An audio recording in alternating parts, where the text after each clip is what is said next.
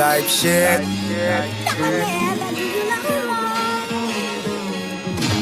Stop playing with me, Drake. DJ K. Come on, I'm doing shit. Fuck all that young shit. I'm cool with shit. Type shit. Activities. I'm doing shit. Fuck all that young shit. I'm cool with shit. Type shit. Activities. Posted up on the island with a bitch. They call me cause I ain't on that dumb shit. Yeah, I'm rich, but act broke with a bitch. Duval day, I really do it for the kids. Getting checks, never gotta work a job. No Viagra, dick still get hard. I can make your auntie swipe a credit card. OG in the game, realest that you ever. Aunties get down on the floor. Show these poor ass hoes how it go. Back it up like Freak Week 94. Is she under 24? It's a no. Come on, I'm doing shit. Fuck all that young shit. I'm cool with shit. Type shit. Activities. I'm doing shit. Fuck all that young shit. I'm cool with shit. Type shit.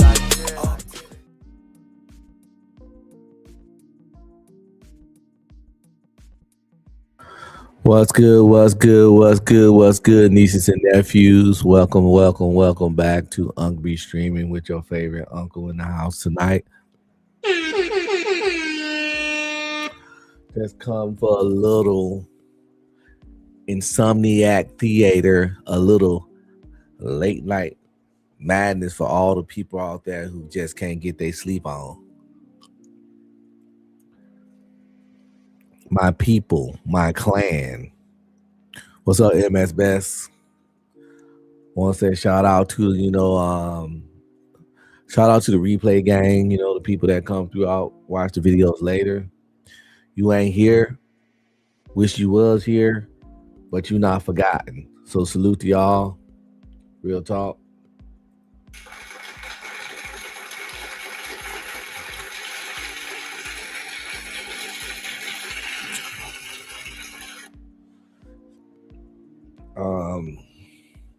Before we get started with this impromptu, unplanned freestyle show, just grinding it out, let me do some little admin stuff real quick and get that out the way. What's up, nieces and nephews? Don't forget to like, subscribe, comment, and please share.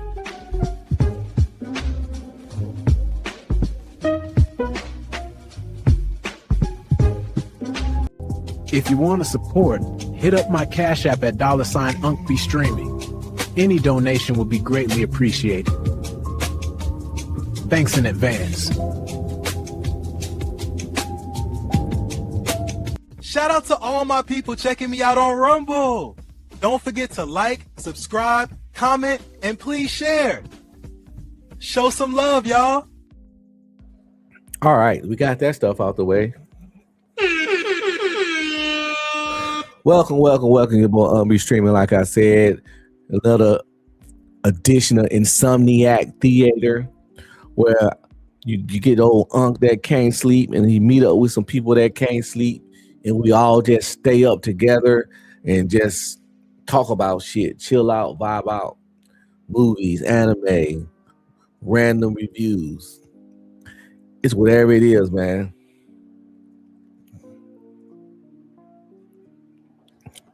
It be like that sometime. This guy say, I don't ever want to see that AI shit again. What? I got some more for you. Bust a move. What he say? Yeah, you heard me. Bust a move.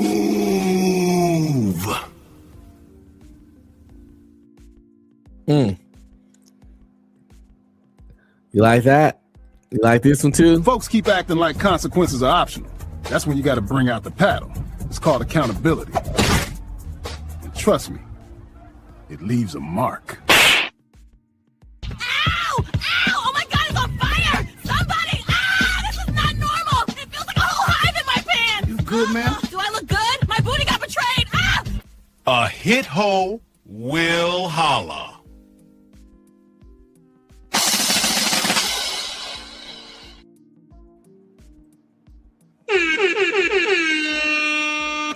I like AI. I like Sora. Don't cheat yourself. Treat yourself. If you just if you like got some free time and have some creative ideas and don't have the time to draw or the ability to draw and animate and all that, go on Sora and play around and have some fun. You know, don't let old party poopers like this guy stop you from expressing your creative muscles. So yeah, it's fun. I like it. It's free. Anyway, where are we? Oh, I'm nowhere. Because this show is a show. I got some things in mind to talk about, but it's really all just freestyle. So what's on y'all niggas' mind, man? What's on y'all mind? You know, old got to get back in shape. I had an injury. It ain't worked out in some weeks. So I lost some muscle mass because I ain't worked out in like 8 weeks. So I lost some muscle mass. Belly got a little bigger. Unc ain't fat and shit. Ain't nothing but probably 180 pounds. But, you know, my stomach had got a little on the flat side. Them days gone. I'm eating ice cream right now, too. But I've mostly healed, so I was able to start back working out today. Because I got to get in shape for this cosplay I want to do. But I'm trying to go to the Comic-Con, the San Diego Comic-Con. Well, no, yeah. I'm trying to go to Comic-Con in San Diego. Tickets expensive as fuck. But I want to go out there. I've been to many comic book conventions before. Because, like I said, I love comic books, everything about comics. I love the movies. I love the shows. I've been reading comic books since the first book I read was a comic book. That's not even an exaggeration. I'm a walking comic book encyclopedia. If I were to go on any fucking game show and it was comic books, what's the topic? I'll leave with the first prize, no doubt in my fucking mind. I don't know everything, but I know enough to win. They'll have to hit you with some really got you type moment questions, like some Friends bullshit that you only know if you created the character yourself. Now, I don't know about the authors' names and the writers and all that, but what I know about the characters themselves, if that makes sense. I know about the actual comic book characters, not like just the whole comic industry and all that. Anyway, I love comic book convention shit. I like going to cons, and I like to cosplay when I go sometimes. I like to make my own cosplays, and sometimes I'll buy pieces, but I like paint and decorate the shit, and sometimes I'll sew some shit up and make my own cosplays as much as possible. I've cosplayed different superheroes and shit. Recently, I've done some anime cosplays, which is pretty cool, but that's not really my preference. But I love anime, don't get me wrong, but comic book shit was my first love. So, you know, I got Disney Plus and shit, and this show came out called Wonder Man. And Marvel didn't really promote it that much, but it was really fucking good. It was well written. The acting was top tier. Now, don't get it twisted. It's called Wonder Man, but don't get it twisted. It's not your typical.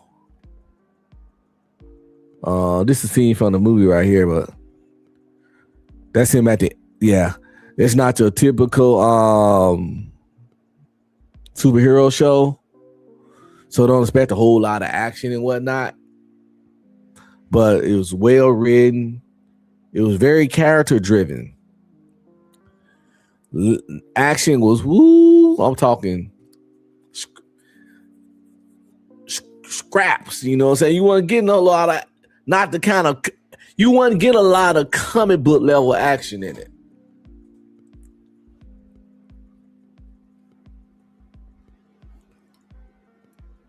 They did their high intense moments in a different way. Now people are like, who the fuck is Wonder Man, right? Wonder Man is a dude named Simon Williams. This is what he looked like in the comics. He's white, red eyes, Wonder Man. He's a B-list character. He's been an Avenger many times. He's always one of my favorite characters. Of course, they started strangely darkening him up in the comics. You know, then they made his hair a little more coarse. You see the change? He started off like this, then he got a little tan, and then his hair got a lot more coarse. And then when the show came out, No.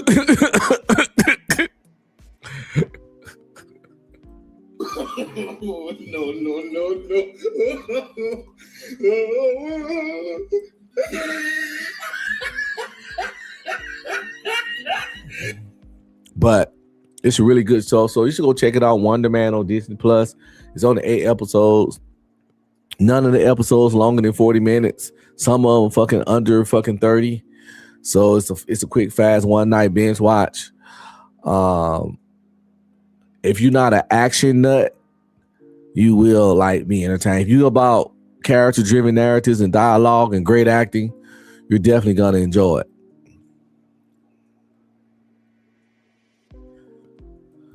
But Wonder Man has always been one of my favorite characters. Him and Nova. And I was really, really excited when I saw they was making him black for the new show. And people kept complaining, like, why they turn, Wonder Man black? Right? That's a good reason for that. Well, people need to understand that back in the day when these characters are really, really old, and back in the day when these characters was made, the world was really, really racist, and they weren't trying to make black people in a certain light.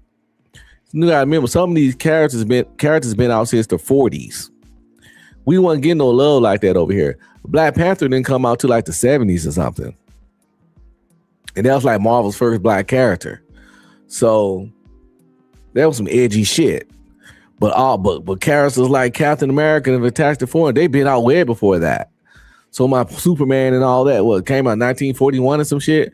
So yeah, pretty much when they turning these characters into shows, if they didn't change the race sometimes, it'd be none but white characters outside of Black Panther. If they didn't change because everybody, all the original Avengers was Ant-Man white, Wasp white, Iron Man white, Thor white, and Hulk technically white, but he turned green when he get mad.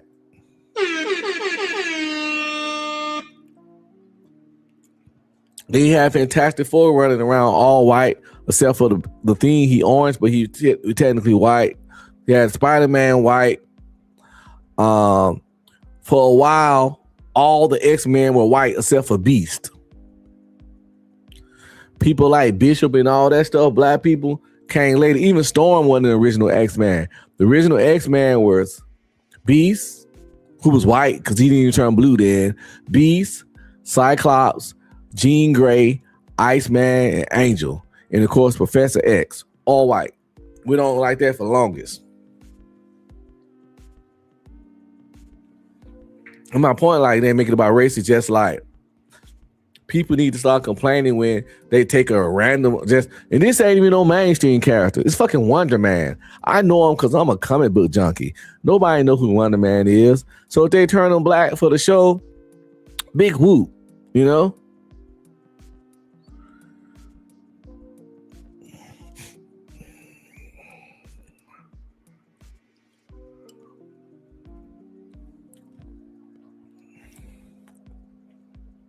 So yeah,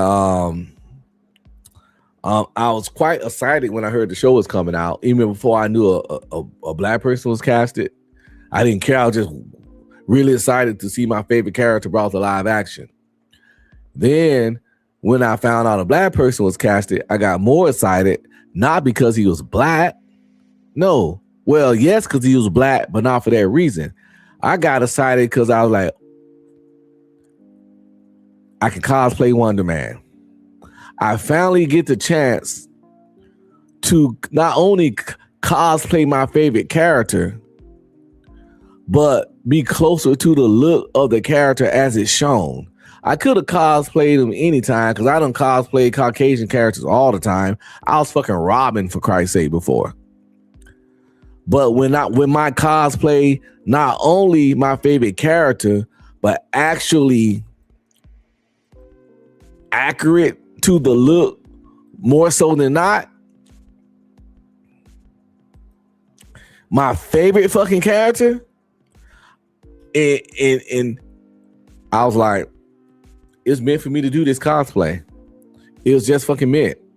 Cause nobody don't love Wonder Man like I fucking love Wonder Man, except for maybe the nigga that created the character.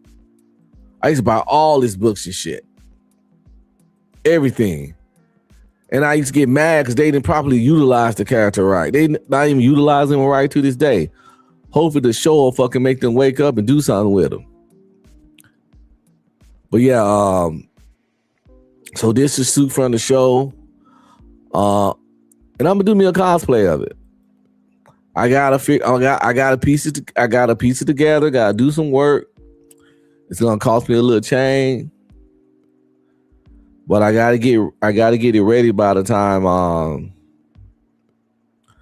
for the next big convention I'm gonna go to.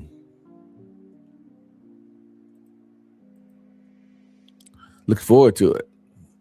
Yeah, get some hobbies. You know, cosplaying ain't gotta be your hobby, whatever. But this is what I'm going for right here. I already AI myself in the costume. Now I just gotta get it made.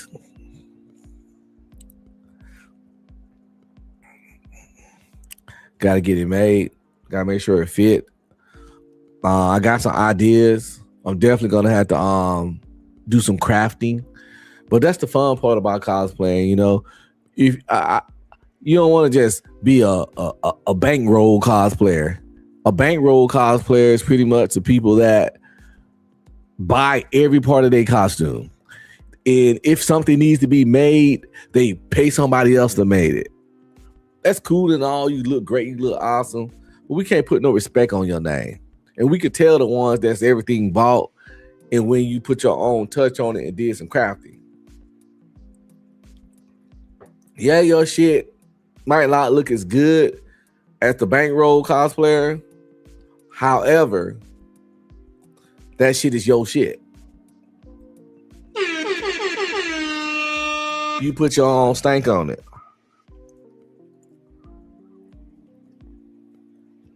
Which gives it way more value and points than some heartless ass costume that you I bought online somewhere and put on as is. But that's just me maybe being a elite, because some people like, I'm only a like partial. When I craft my costumes, I can't wear a cosplay if I didn't do a certain percent of the work on it. It's never 100 because I can't really sew like that. But I have to put my own stink on. I have to craft and create something myself. Straight up. And it had to be a big component of it too. It can't be just like, oh, I'm gonna make these little things for my wrist, but everything else is bought. No. It had to be like a nice dent in the actual overall look that I scraped together myself. What is it? DIY style. Gotta get your DIY. I be right in the cave, man cave, and got the windows open because I'm painting shit and stuff and fumes and got all kinds of glue to make the costumes I make. It's fun though. And it's really fun when you wear it and you wear it to the convention and you kissing. You shaking hands and kissing babies and shaking babies and kissing hands. I don't know however the fuck it go. But people taking pictures with you, you know, the kids taking pictures with you, the hot chicks taking pictures with you, everybody taking pictures with you. And yes, comic book conventions do have hot chicks.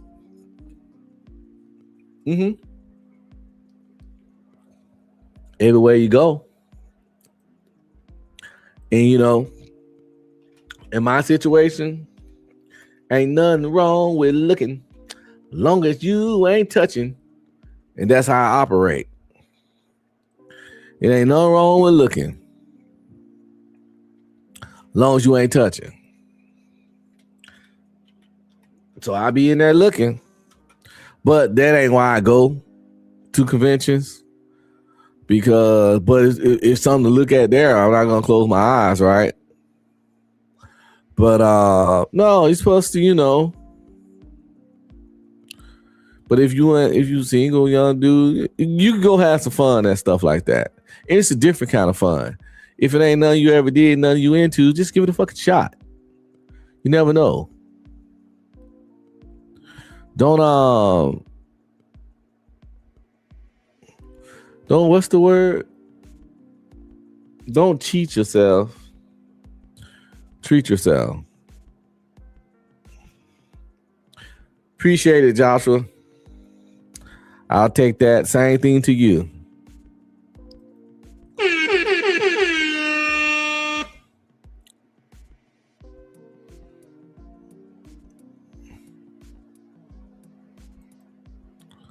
Yeah, you know, it's you know, sometimes, you know, as a black person, I used to be guilty of this myself. There's certain activities I hear about, and I'd be like, man, that's that white folks shit. I used to say that, man, that's that white folks shit. Till I realized that sometimes it's just fun shit. And sometimes, you know, believe it or not, white folks know how to have fun. You know, jet skiing and snowboarding and tubing and all that shit. And they ain't doing that stuff. That's that white boy stuff. That you give that shit a try, you'll fuck around and have the time of your life. Oh my God.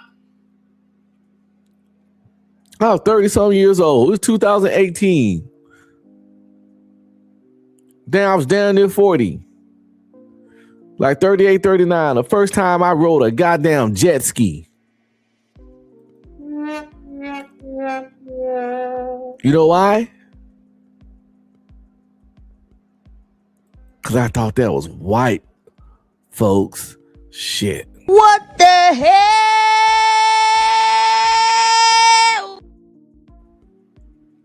And that shit was fun as fuck. I'm on a jet ski, jumping the motherfucking waves. I'm out there on a jet ski. I rented a jet ski for like 2 hours. My homeboy rented one. We out there on Lake Travis in Austin. We was down there for his bachelor party. We wilding the fuck out on the jet ski. A blast. I waited down near 40 to do that shit. Cause I was on some niggatry talking about I don't want to do that white boy shit.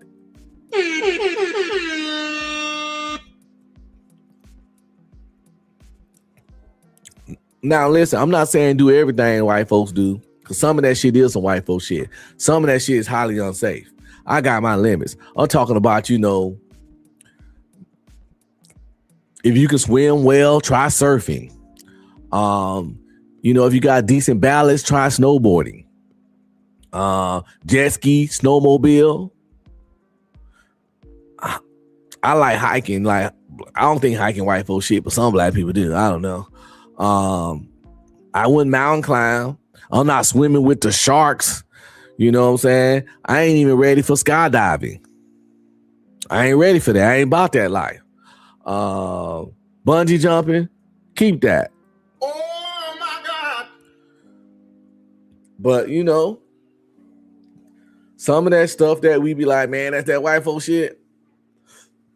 It's a nice memory and a nice invention. I ain't saying risk your life, no. Know your comfort zone, your limitations. But at the same time, try to open up your comfort zones and your limitations. I ain't saying go too far outside of them, but, you know, loosen up your shit. Loosen up your belt a little bit. Loosen up your belt, man. Get more substance in you. Like I say, don't cheat yourself, man. Treat yourself. Treat yourself to new quality experiences. And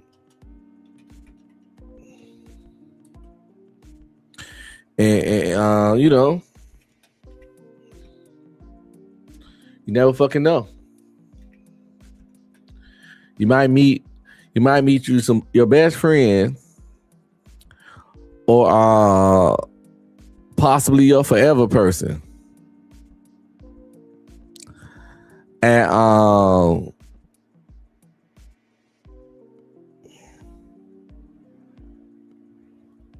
some shit that you didn't want to go to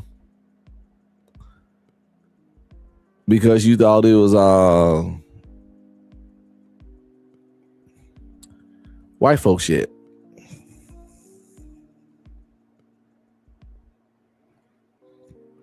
That's just the truth. You might actually go there and find your fucking tribe.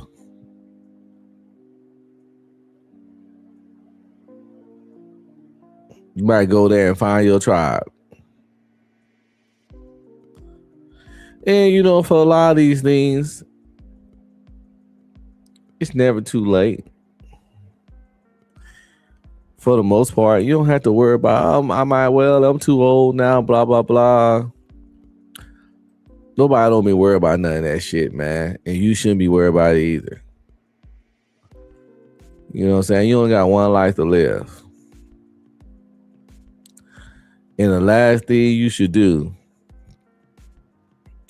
is be living your life worried about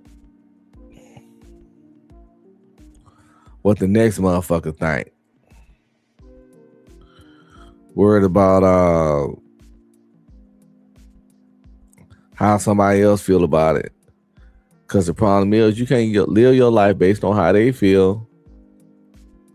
Because when you dead and gone, they shit still gonna be beaten. You can't make this shit up.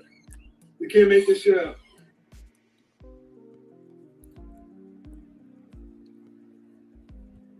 You ever heard the phrase, what they eat don't make me shit? That's when you guys practice that shit. What this person eat don't make you shit. So don't live your life based on what the fuck they think life should be and how life should be lived. Like, who the fuck are they, right? Do your thing. Have fun. Make memories. Life ain't nothing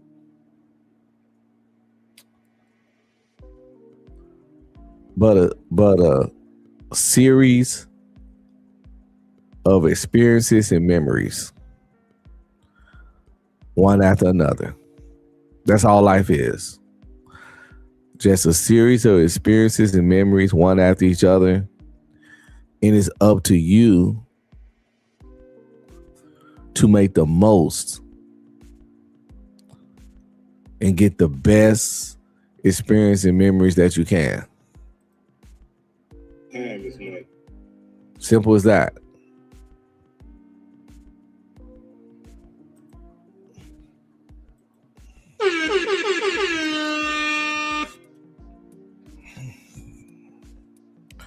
But you know, you can take my word for it, or you can't. I'm just an old nigga that they eat edibles and ice cream after midnight. Oh shit.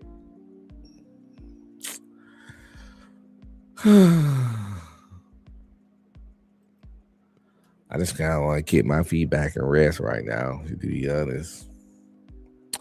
But I ain't even been on 30 minutes. Goddamn. They be doing intermission then. Shit. They would do this old AI old buddy don't like and get my admin stuff out the way. What's up, nieces and nephews? Don't forget to like, subscribe, comment, and please share.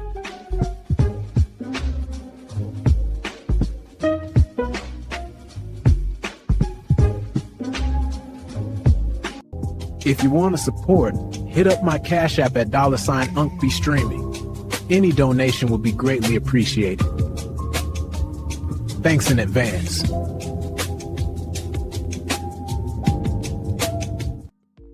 Shout out to all my people checking me out on Rumble. Don't forget to like, subscribe, comment, and please share. Show some love, y'all.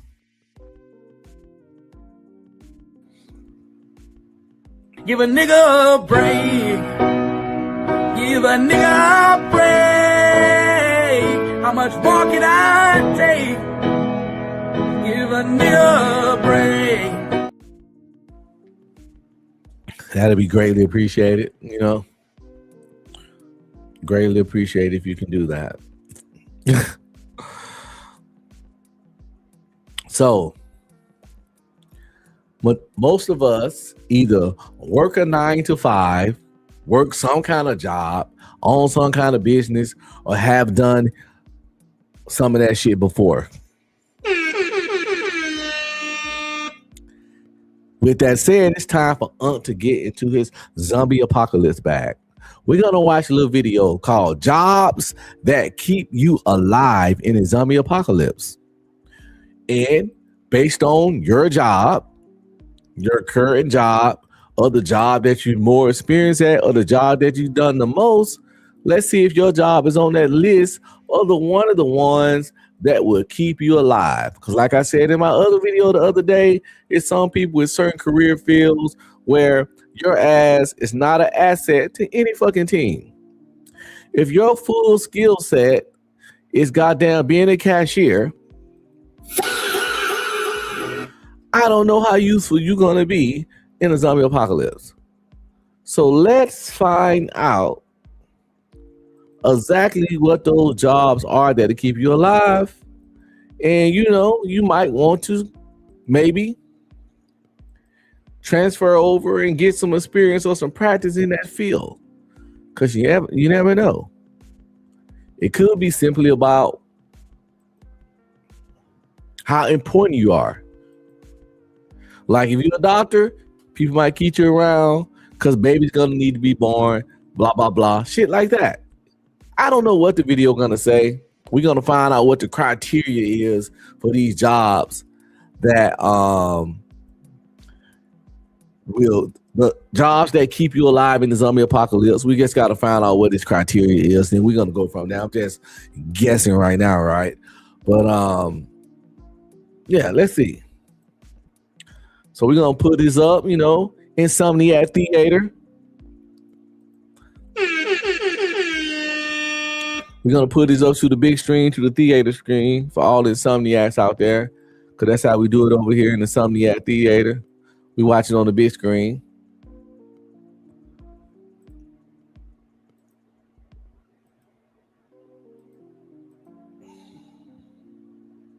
Just like that.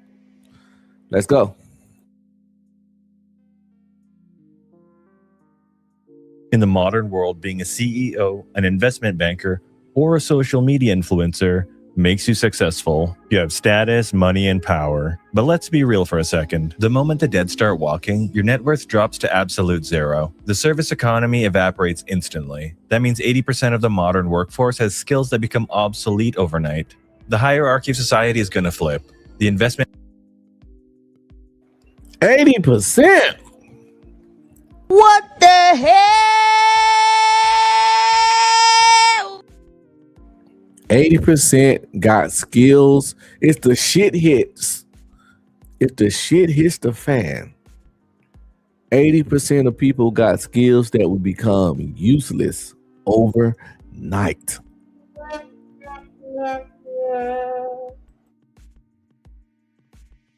banker or Fortune 500 executive has no survival value when the infrastructure collapses. The guy who knows how to bleed a radiator, gut a deer, or set a bone is the new 1%. We aren't looking at cool jobs here. We're looking for jobs that provide sustainability, defense, and maintenance. If you don't have any of these skills, or one of these people in your group, your post-apocalyptic value drops. Let's kick things off with the hunter. Most people think their value comes from shooting, but that's only a small part of the job. The real skill is surviving off the land, staying hidden and knowing how to safely process, preserve, and store food and water. If they kill a deer, that's roughly 50 pounds of meat. Without a refrigerator, it spoils. A true hunter knows how to field dress, smoke, salt, or dry cure meat without electricity. Kill without those skills, and those 50 pounds of food turn into a maggot pile. Survival isn't just about killing, it's about preservation. Noise is another factor. Anybody could pull a trigger, sure, but every gunshot is a dinner bell for any zombie in a 5-mile radius. A good hunter uses bows, traps, and quiet tactics, all which are reusable, silent, and deadly. You could survive weeks without food, but only days without water. A hunter knows how to find and purify water, in the wild without filters or gadgets, keeping you alive when everything else fails. In a world where silence, resourcefulness, and practical skills are survival, you either want to be this person or have this person on your side. Next up is one of the most important jobs for survival, the farmer. When people think of farming, they usually picture a modern industrial operation, something with huge fields, massive machinery, chemical inputs, and incredible yields. And in normal life, I think everybody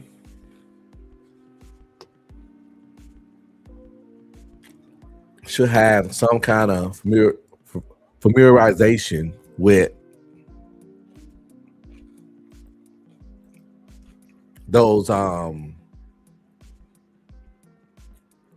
basic some of those skills that he listed in Honey. Like,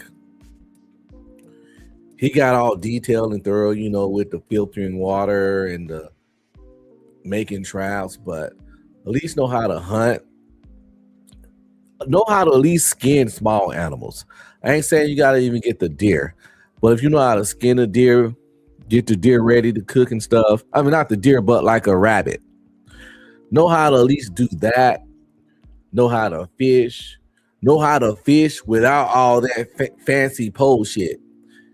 If you can take string and a stick and a hook, put a rock on the hook on the end of the string so the string can drop down in the water and dig up your own worms. I'm talking caveman level fishing.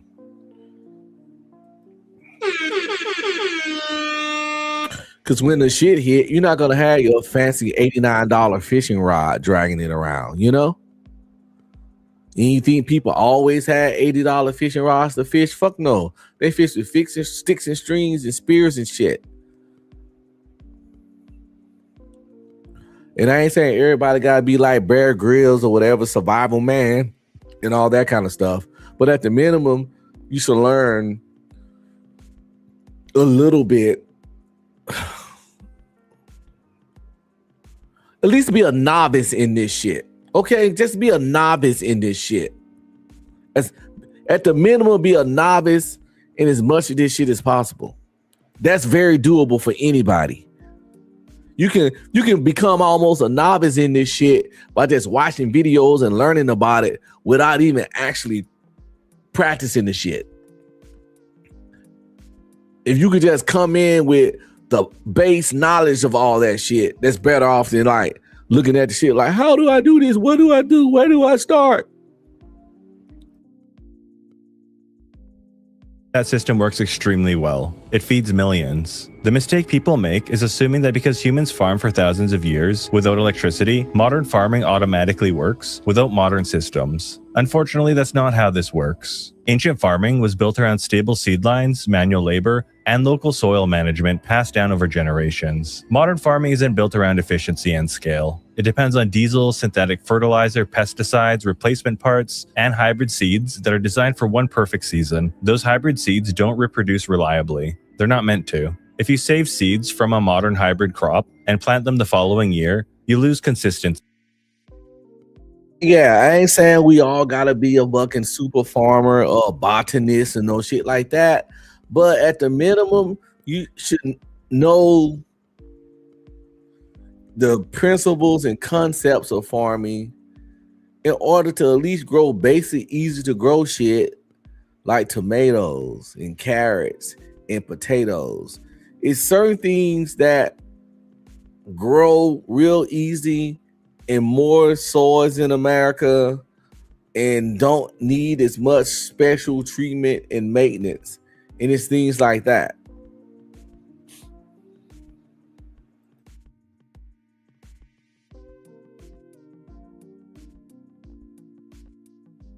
So honestly, I think you should add to your bug out bag, and we're gonna get into bug out bags later. It's a package of different seeds, relevant seeds, easy to grow seeds where you don't have to be a super farmer to grow. Look at the fruits and vegetables that are the easiest to grow and find the ones out of that are the most nutritious ones and take some of those seeds with you in your bug out bag. You never know when you find a good location to settle down. You want to get your little farm going, but you ain't a super farmer like this nigga describing. But since you got these seeds I described that are for beginners type seeds, you got your shit.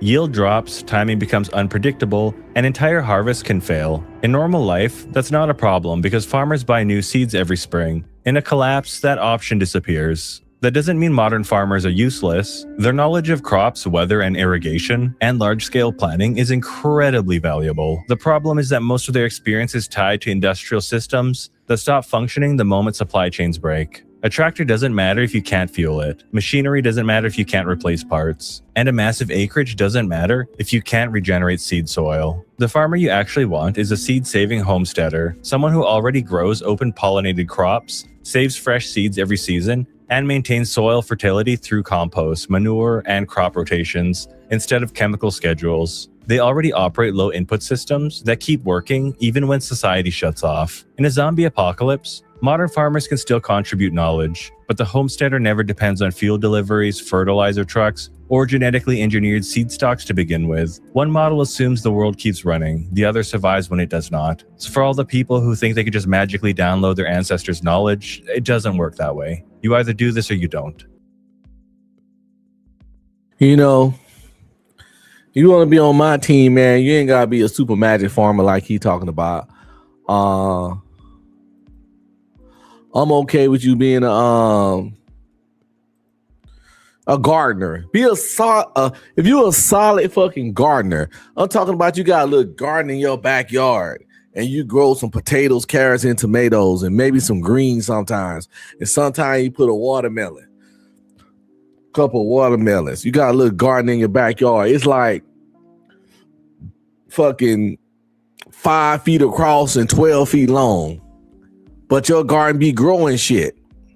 Welcome to the motherfucking team. You a goddamn dude, and you'll be greatly fucking appreciated. Straight up. It's realistic for the apocalypse. I ain't got time for this big land farming, technical expert, know-how farming ass nigga. If you got a little green thumb and you can grow shit in your little garden, you the one. Best we got, you gonna do, we gonna appreciate you. One model assumes the world keeps running, the other survives when it does not. So for all the people who think they could just magically download their ancestors' knowledge, it doesn't work that way. You either do this or you don't. Next up, let's take a look at the metalworkers. And that could either be a blacksmith or a fabricator, because we are effectively going back to the Iron Age. And no, it's not so they can make you a cool katana. That's another tangent I can go off on. Katanas are absolute butt cheeks in a zombie apocalypse. And if you think otherwise, you've been massively misinformed. They look cool in movies and TV shows, but in reality, katanas are a nightmare to work with. They need years of training to avoid slicing your own fingers off. And if your blacksmith doesn't craft one, which you almost certainly won't be able to do due to how hard it actually is, the ones you loot will more than likely be cheap replicas that bounce off the targets. It'd be extremely rare to find an authentic katana. That being said, there's almost no reason to use one when a crowbar or a baseball bat can reliably crush skulls, and you don't need any special skills to be able to swing one. Anyway, the metal worker is essential because they can make weapons that actually work. Like spears and pikes, for example. And no, I'm not saying this is all they can make. That extra reach can help keep you alive. Furthermore, they turn vehicles into tanks. When bullets run out, and they will run out, the person who can turn a car leaf spray into a machete or forge reusable broadheads for hunters is one of the most powerful people in the apocalypse. They're basically the arms dealer of the new world. Next up, we have the mechanic. But early on, you're going to want an old school mechanic. Someone who understands carbureted engines and mechanical systems, not just computers. Gasoline has a shelf life. It degrades into varnish after a while. Modern vehicles depend on clean fuel, sensors, and electronics, which all fail once batteries die and supply chains collapse. An old school grease monkey who understands biofuels, diesel conversion, and wood gasification is invaluable in the early years. Do y'all mechanics understand any of that stuff he said?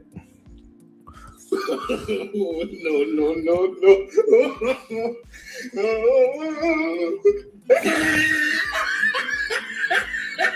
Again, he thinking best case scenario. Maybe you can find this high tech mechanic that know all this stuff.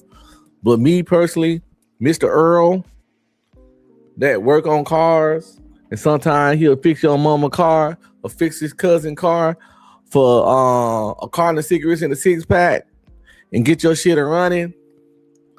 And he always talking to you, and he got a cigarette in his mouth like this. And one, now this is what you need to do. See, you got new. Got one cigarette. See that boy? I got the carburetor. Got the new carburetor over there, and you gotta go get the catalytic converter. See, boy, you don't know. Hit you in the head. Listen, boy, you don't know nothing about no car. No.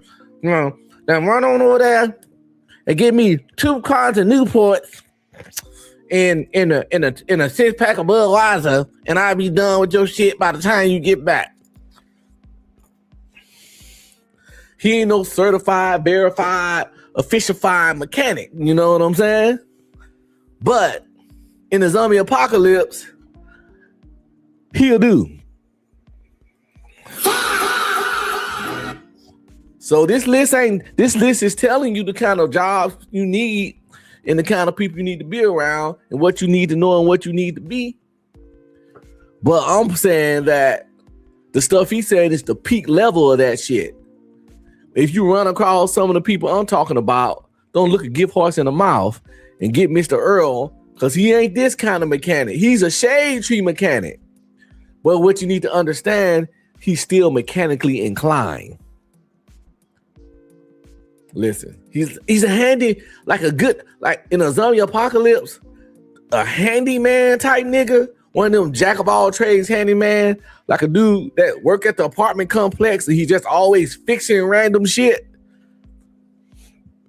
That's a crafty motherfucker. That's Mr. DIY. He'll really fucking come in handy. Pun intended. The handyman would come in handy, pun intended.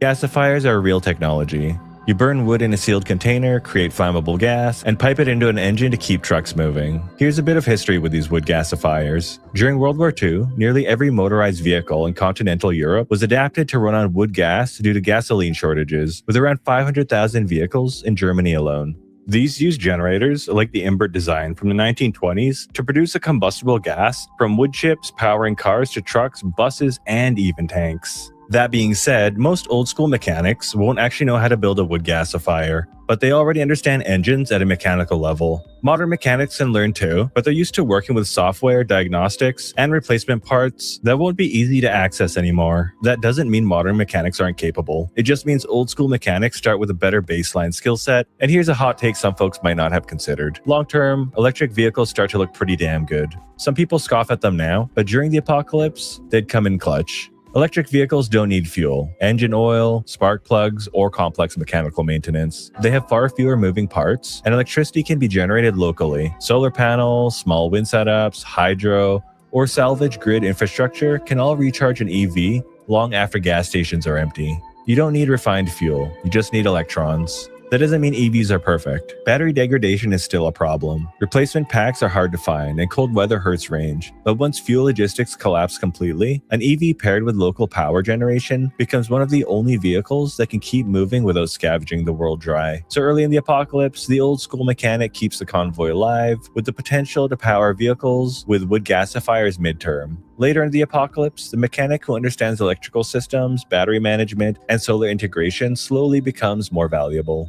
Up next for shelter, we have carpenters, but specifically the ones who understand framing and structural work. When battery packs die and generators run dry, the difference isn't who owns a drill, it's who knows how structures actually hold weight and resist force. Tents offer zero protection against zombies. Regular houses are barely...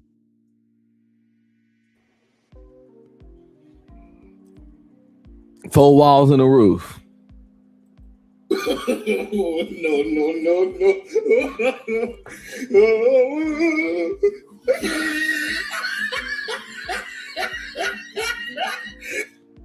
I ain't no carpenter, but if I have to, I can build a sturdy 4 walls and a roof.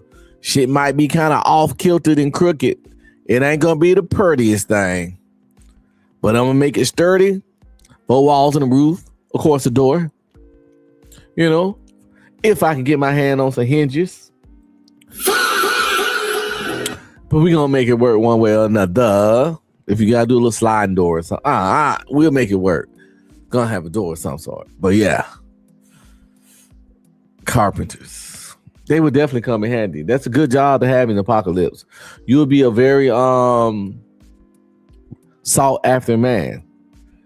You know, it's gonna be the barter system then. Trade, you know, unless they enslave you and make you build shit for them. Other than that, it's gonna be, you know, they're gonna pay you with bullets, maybe food, water, and unfortunately, sometimes bitches. You can't make this shit up. You can't make this shit up.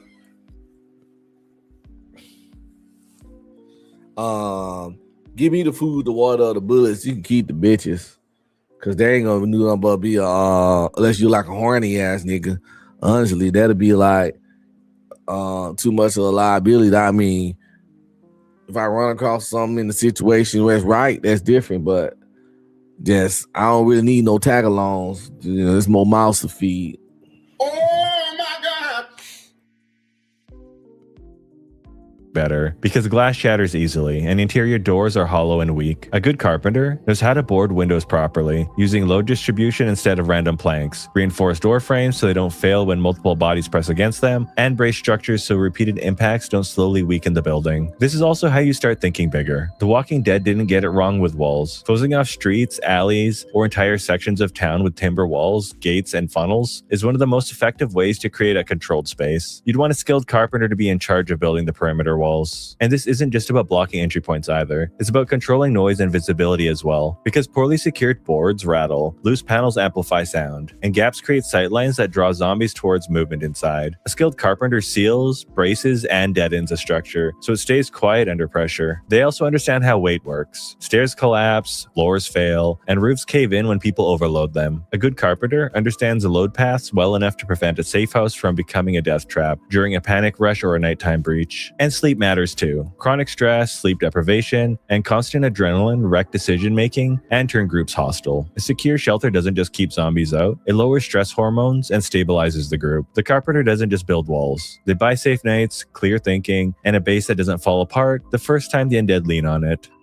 And last but not least is a doctor. Not just any doctor though. I'm talking about a trauma surgeon. Not a general doctor, not a diagnostician. Because identifying a rash or managing blood pressure doesn't matter when someone gets shot, stabbed, and has their leg crushed in a collapse, or needs a limb amputated to try and stop the spread of the virus after being bitten. We have to be honest about what medicine looks like in the new world. Depending on how late into the apocalypse it is, there might not be anesthesia, there is no morphine, there is no sterile operating room, probably no antibiotics on hand, and no second chances. Medical care reverts to its most basic purpose. Stop bleeding, remove dead tissue, and keep the patient alive long enough to heal on their own. You need someone with the psychological resilience to operate on a conscious, screaming patient without freezing or hesitating. Trauma surgeons are trained to work fast, make irreversible decisions, and prioritize survival over comfort. They know exactly where to cut, how much tissue to remove, and when amputation is the only option before infection spreads through the bloodstream and shuts the body down.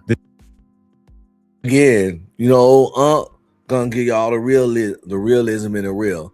It'd be cool to find a trauma surgeon, but it's only so many doctors that are specifically trauma surgeons in the country. So if you gotta find a trauma nurse, she might do, or any kind of doctor. Now, I'm not talking about those doctors with the doctorates. Like, I have a doctorate in theology. I'm Dr. Johnson. No, some kind of medical doctor. And I guess an eye doctor wouldn't work that much either. Like the nigga that do your glasses. Dentists are technically doctors.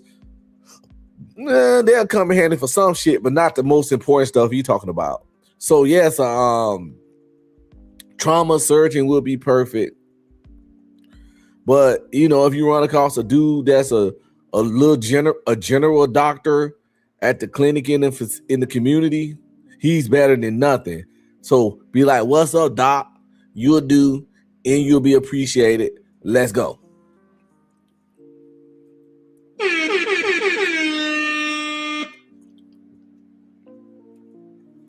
He talking about these people from the top tier level or they feel type shit. In a perfect world, you'll run across. But you know, a doctor is a doctor.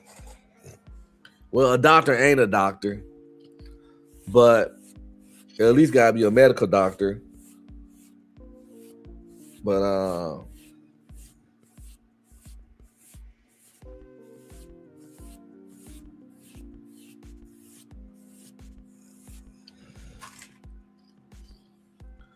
look at this right here.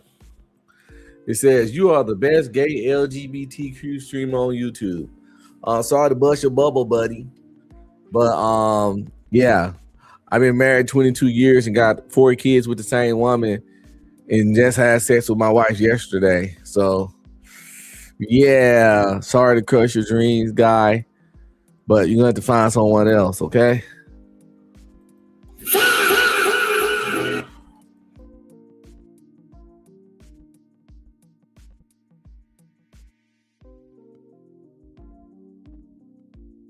This is not about saving limbs. It's about saving lives. Infections were one of the leading causes of death throughout human history, long before antibiotics existed. Without proper wound cleaning, debridement, which is just a fancy word for removing damaged tissue or foreign objects from a wound, cuts can turn septic, a puncture wound festers, a rusty nail becomes a death sentence. A trauma surgeon understands how to clean wounds aggressively, control bleeding, and close injuries in ways that give your immune system a fighting chance. They also understand triage. Not everyone can be saved, and knowing who to treat first is the difference between one survivor and none. That mindset is uncomfortable, but it's essential when resources are limited and time is measured in minutes. And then there's dentistry. A dental abscess can kill you once the infection spreads to the jaw or the bloodstream. A trauma surgeon or anyone with surgical training can drain infections, pull teeth, and prevent a slow, miserable death that no amount of toughness can power through. This isn't as heroic or romantic as movies make it seem. It's ugly, it's violent, and it's mentally scarring. But in a zombie apocalypse, the trauma surgeon isn't there to make you comfortable. They're there to keep you alive in a world where even minor injuries are fatal if no one knows what to do. And that's why they earn a spot on the list. Alright, so who actually wins? What is the absolute best profession to take into the apocalypse? If you're a lone wolf, the winner is the hunter. A farmer needs land, time, and people to defend it. Or the crops just turn into a loot drop for raiders, or the farmers become a meal for the dead. A trauma surgeon is likely the most vulnerable out of all the professions I mentioned.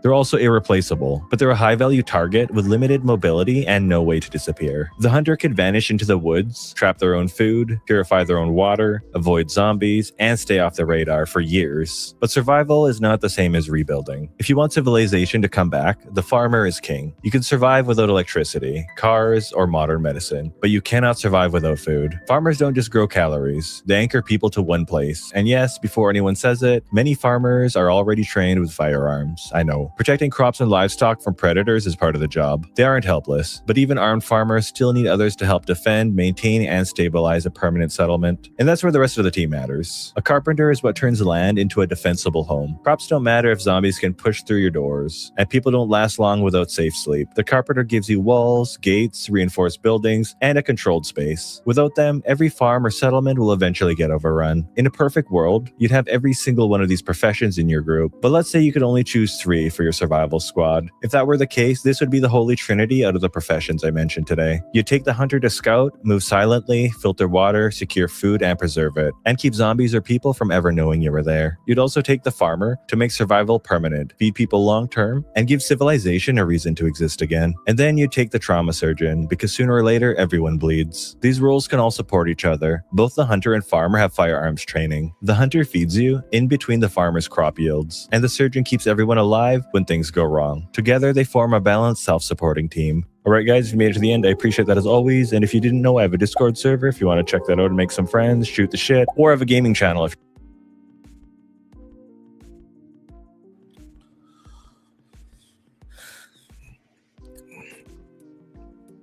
So, based on that information we just received, where do y'all think y'all stand as far as being an important member of the community if the shit hits the fan? Where do you stand based on your job? Where do you stand as far as being in high demand, being somewhat irreplaceable, Because in a zombie apocalypse, the more irreplaceable you are, the better chances you got of people not only not fucking with you, not only not working with you and doing trades with you, but also they might even go as far to protect you because your skill set is so necessary and irreplaceable.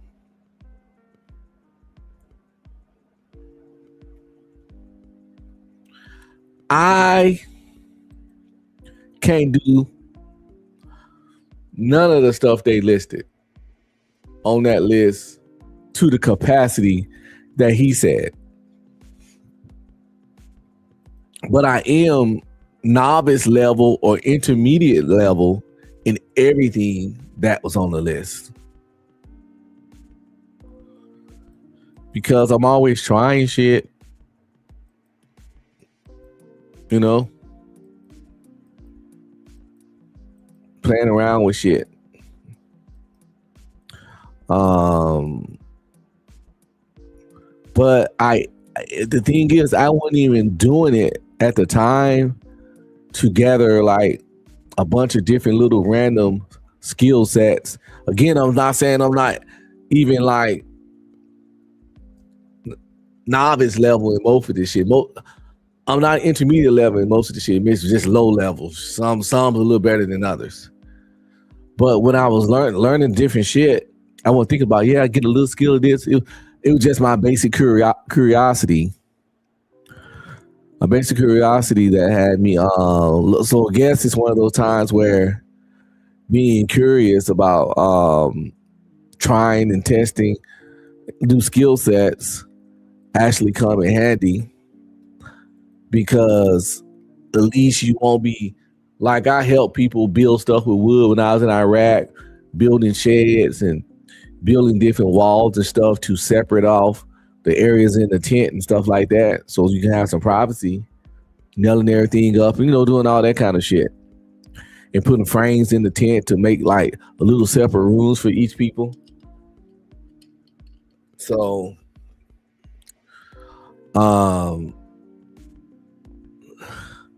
doing that at least got me comfortable enough where I'm not uncomfortable or shaky when dealing with like saws and shit, be it handheld saws or manual saws or buzz saws, electric saws, and different things like that. Knowing how to measure stuff properly, balance.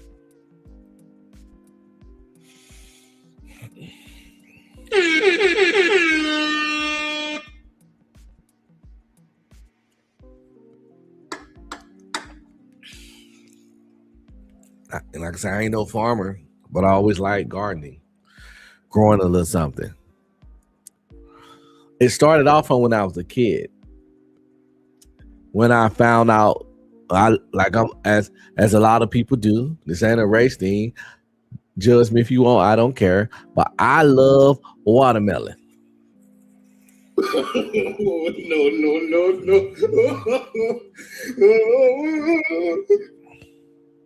Yeah, I said it. I love watermelon. Give a nigga a break. Give a nigga a break. How much more can I take? Give a nigga a break. And because of that, once I eat watermelons, and my grandma tell me, that's a water, don't swallow them watermelon seeds. My little mind kicked in, light bulb, message. Did you say watermelon seeds? And I started doing what my homeboy Jay Prince for president, shout out to him. I hope he get his channel back because he was always fun to watch. So when I hear seeds, I start doing, what do you call it? some magical math thing or whatever he say. Some magical math thing. And I was like, okay, she said these are watermelon seeds. I learned somewhere that if you want to grow something, you plant seeds. I love watermelon. Watermelons grow. I love these watermelon seeds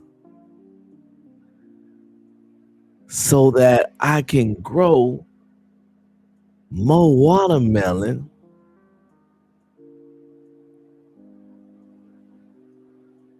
So I got to plant watermelon seeds all over the yard. No.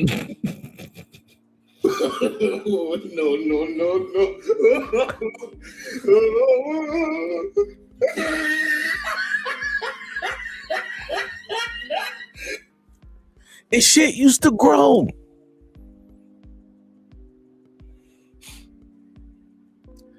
But after that, you know, those little experiments and shit, I tried growing things like tomatoes, red tomatoes, green tomatoes, carrots, and potatoes, and different greens and stuff. Anytime I would have a garden in my backyard now, but I got a dog back there, and I don't trust him not to go fuck up my shit. He's a little ragamuffin. Good dog, but you know, a dog's gonna dog, you know, and I don't like yelling at animals for just being themselves and doing their nature. So since I know he probably gonna do this shit, I don't even put the garden back there, because why am I gonna put all that temptation back there, and then knowing that it's gonna irritate me when he do what I knew he was gonna do. So if I know you're gonna do the shit, it'd be logical just not for me to either not fuck with you like that, and I can't do that because he's my dog. He ain't has to be here. I went and got him. You know, so we probably not getting another dog after he passed, but I ain't rushing his death. So he got some years left. He about 8. So yeah, he got about 3 to 5 years left in him, because he's a bigger dog. You know, they don't really live 20 years like the small dogs. But he got about 3 to 5. Oh, miss old Bentley when he gone, man. Bentley, that's my dog name. You know, I'm gonna cry. I ain't doing that funeral stuff where you paying the casket and all that stuff though. But I'm gonna call the people to come collect them up and shit. I ain't gonna just throw them in no trash can and no shit. But I'm gonna call and pay some people to come out and get them and take care of them and stuff. I figure I could at least put that level of respect on his name. This is only right, you know what I'm saying? Of course, me personally, I don't care what happened to. I done told my wife several times I want to be cremated. She agreed to it too. She want to be cremated. I don't waste no time, no fancy funeral, doing all this stuff and spending money on my dead body and shit. Put me in a nice suit and a watch and the chain just to bury me 6 feet deep. No, man. Paying $20,000-$30,000 on a funeral. No, cremate me. Have a little fucking, don't even have a funeral. Have a little whatever, a presentation. I don't know. Have a little gathering. We have a picture of me up, young and old. My ashes sitting in the urn. And some flowers around. And somebody can come like speak about me, say what they want if they want. And that shit only gonna cost like about $7,000 to $8,000 instead of the $20,000 to $30,000 on a funeral. And it is what it is.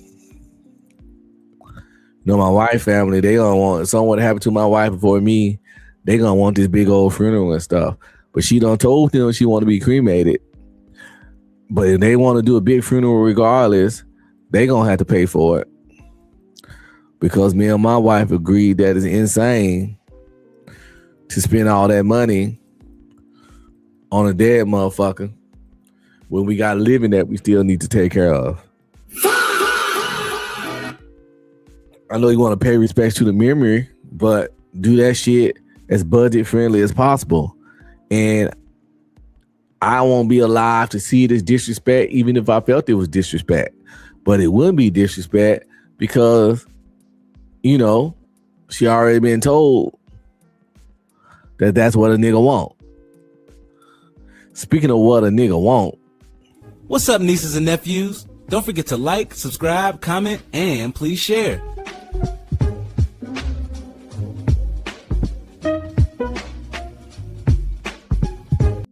If you want to support, hit up my Cash App at $UncBeStreaming. Any donation will be greatly appreciated.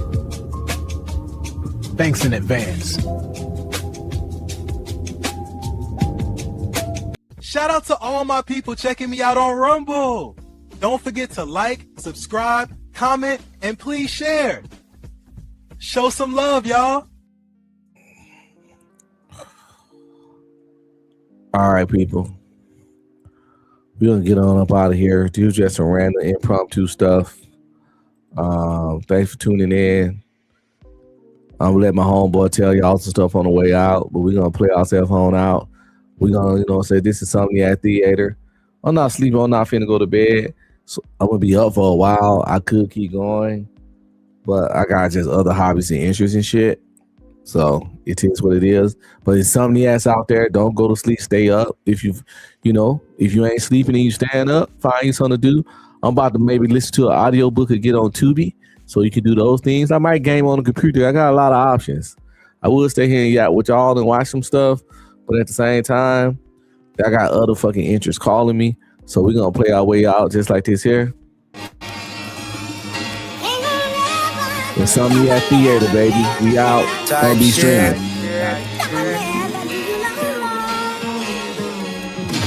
Stop playing with me, Dre. DJ K.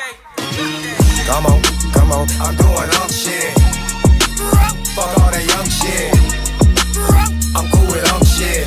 Type shit. Activities. I'm doing up shit. Fuck all that young shit. I'm cool with up shit. Type shit.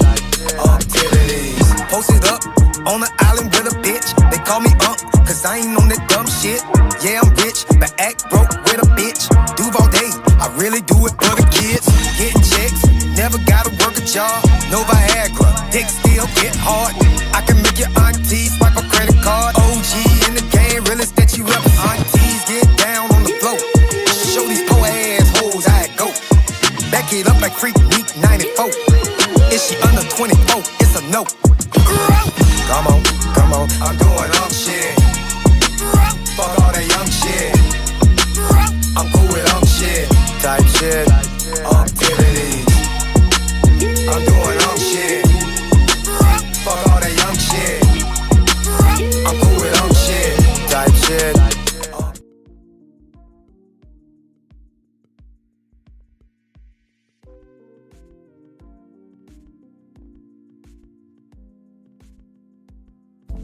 What's up, nieces and nephews? Don't forget to like, subscribe, comment, and please share. It really helps the channel out, and you already know. I appreciate y'all big time. I'll catch you on the next one. Stay cool.